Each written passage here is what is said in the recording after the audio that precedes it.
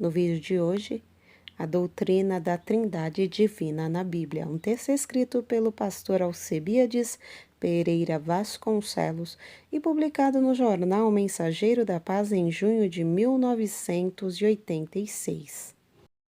Seja bem-vindo ao Diário Pentecostal Historiando, análise histórica e crítica sobre o movimento pentecostal brasileiro. Se inscreva no canal e siga nossas redes sociais. O povo que não conhece a sua história está condenado a repeti-la. A própria palavra Trindade não consta do texto bíblico. Trata-se de um vocábulo teológico para definir a triunidade divina que está presente tanto no texto do Antigo quanto do Novo Testamento, podendo ser facilmente constatado por aqueles que, não sendo cegos espiritualmente, podem perceber e receber o conhecimento da verdade mediante a iluminação do Espírito Santo e, deste modo, serem libertos do erro. Aqueles que descreem na Trindade Divina o fazem por professarem um monoteísmo exclusivista na acepção da palavra, em cuja prática pecam contra o mandamento cristão que determina: examinai todas as coisas, retende o bem. 1 de Tessalonicenses 5:21. É movido pela necessidade que temos de conhecer e ensinar a verdade, João 14:6, João 17:17, posto que nada podemos contra a verdade senão em favor da própria verdade, 2 de Coríntios 13:8, que nos propomos a examinar a verdade revelada por escrito, a Bíblia Sagrada, deixando-a falar por si mesma sobre a Trindade Divina.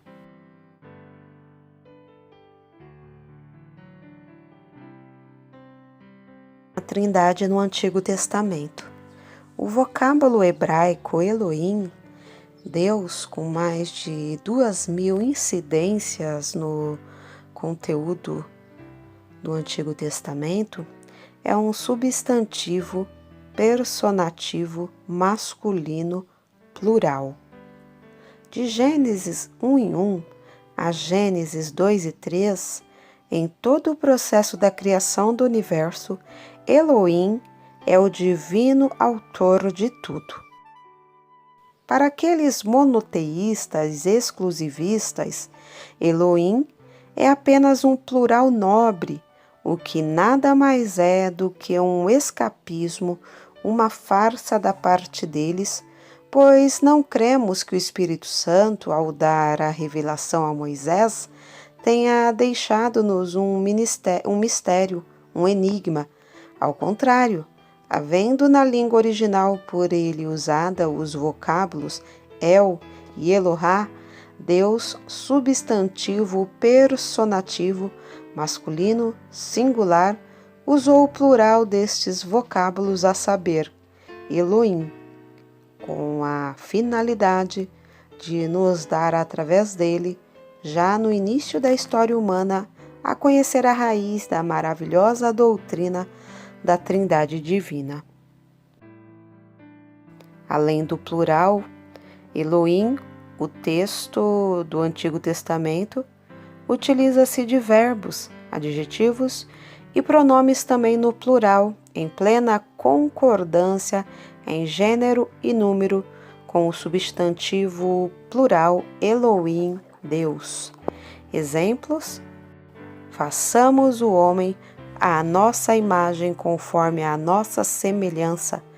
Gênesis 1:26. Eis que o homem é como um de nós. Gênesis 13:22. Vinde, desçamos e confundamos ali a sua linguagem. Gênesis 11:7. Não podeis servir ao Senhor, porquanto é Deus santo. Ezequiel 24:19.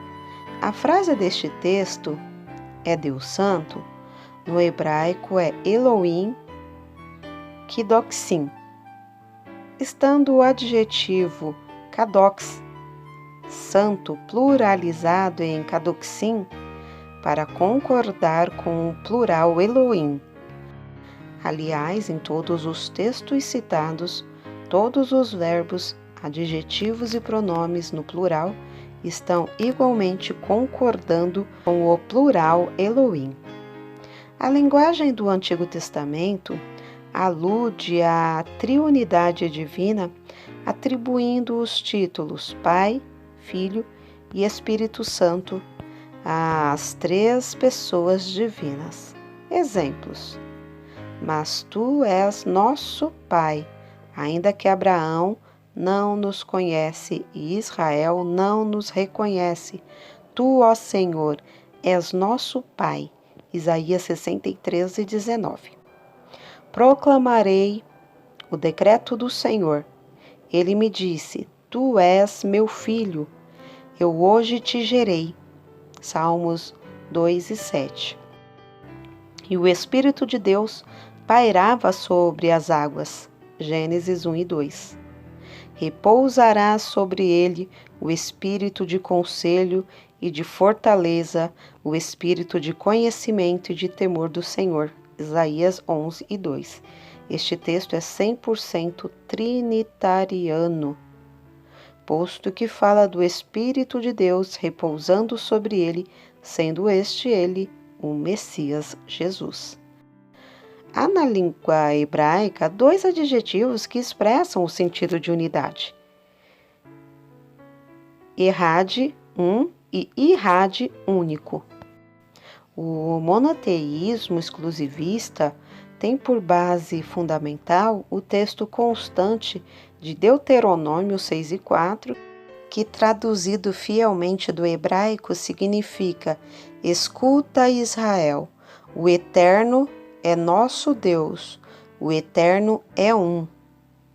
Tradução do Rabino Meir Masliah Melamed. Este texto hebraico foi traduzido por 70 rabinos para o grego comum de seu tempo, fielmente conforme conta na versão Septuaginta. Akol e Israel, Kurios o Cheon Emon eis este, que traduzido literalmente significa: ouve Israel, o Senhor, o Deus nosso, o Senhor um é. Jerônimo traduziu o grego dos 70 para o latim, conforme consta da Vulgata. Audi Israel Dominus Deus Noster, Dominus unus est.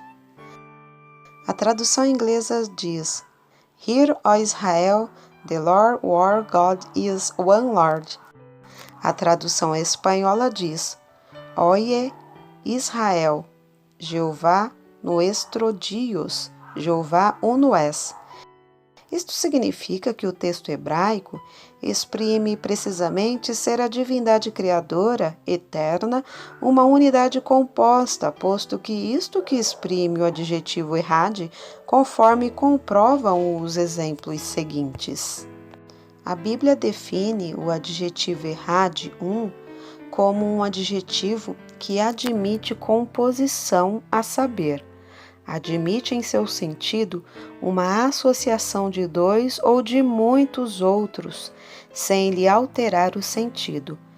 Vejamos algumas referências que o comprovam. Por isso, deixa o homem pai e mãe e se une à sua mulher, tornando-se os dois uma só carne. Gênesis 2:24. Neste texto, o adjetivo errad admite a associação de dois em um só. Todos os filhos de Israel e uma congregação se ajuntou como se fora um só homem. Juízes 20, versículos 1 e 11. Veio o temor do Senhor sobre o povo e saíram como um só homem. 1 Samuel 11:7. Ajuntou-se o povo como um só homem em Jerusalém. Esdras 13:1. Porque os sacerdotes e levitas se tinham purificado como se fossem um só homem. Esdras 6:20. Todo o povo se ajuntou como um só homem. Número 8 e 1. Em todos estes textos citados, o adjetivo errade demonstra que admite a associação de dois e de muitos sem lhe alterar o sentido. E pasmem os monoteístas exclusivistas. É este adjetivo errade, que é aplicado à divindade em todo o Antigo Testamento. Ihid, único, é uma unidade absoluta, exclusiva, que em absoluto não admite qualquer associação para poder exprimir o seu sentido restrito absoluto, posto que qualquer associação que se lhe fizer altera-lhe 100% o sentido que tem. Vejamos a seguir algumas referências bíblicas que o comprovam. Toma teu filho, teu único filho, Isaque, a quem amas. Gênesis 22 e 2. E não negaste o teu único filho. Gênesis 22 e 16.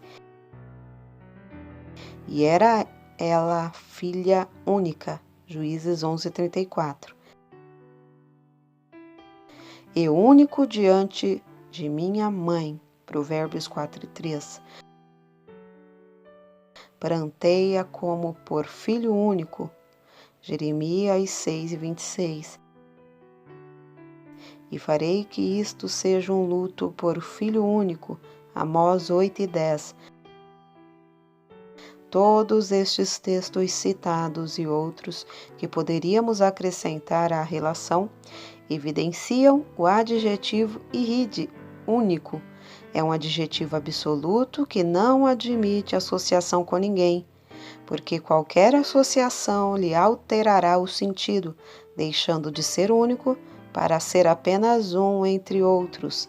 Este adjetivo ihid, único, nunca é aplicado a Deus no texto hebraico do Antigo Testamento. Até o momento foi-nos impossível descobrir a razão porque os tradutores da Bíblia para o português haverem traduzido o vocábulo errade como o sentido de irrade único. Ouve Israel, o Senhor, o nosso Deus, é o único Senhor.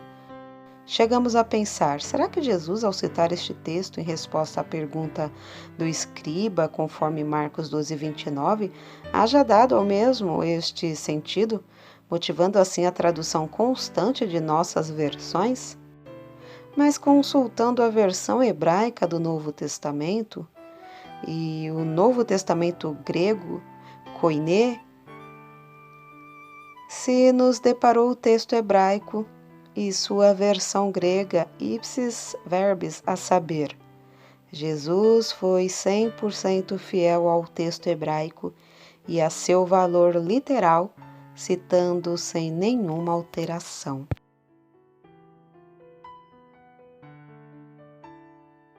A Trindade no Novo Testamento.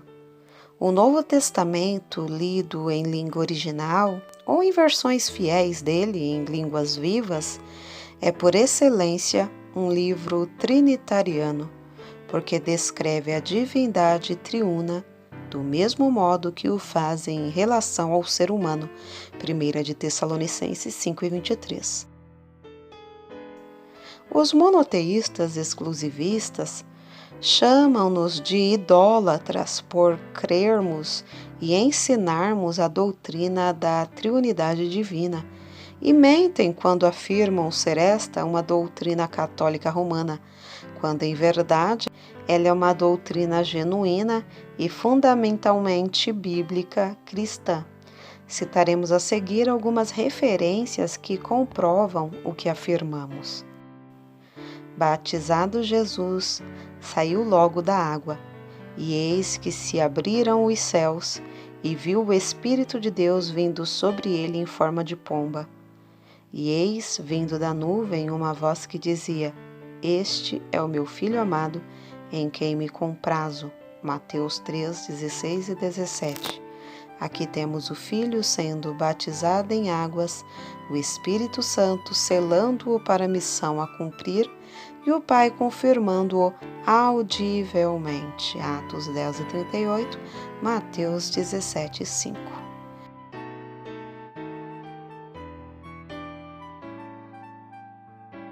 Eu rogarei ao Pai, e Ele vos dará outro Consolador, a fim de que fique para sempre convosco.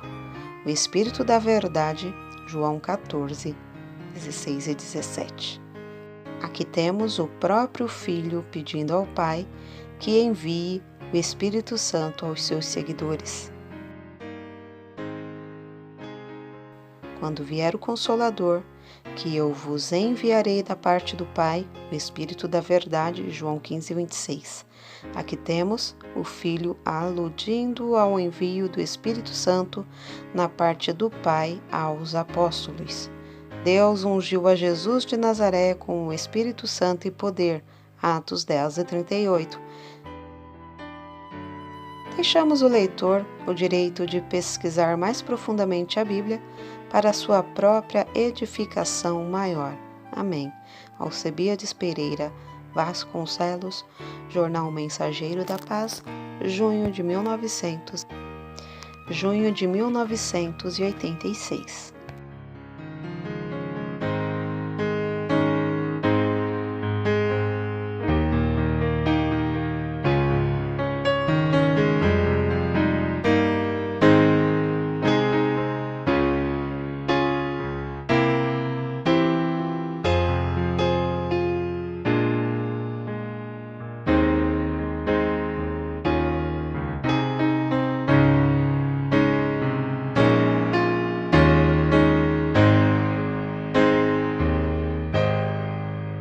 Porque nada podemos contra a verdade, senão pela verdade. Segunda carta aos Coríntios 13:8.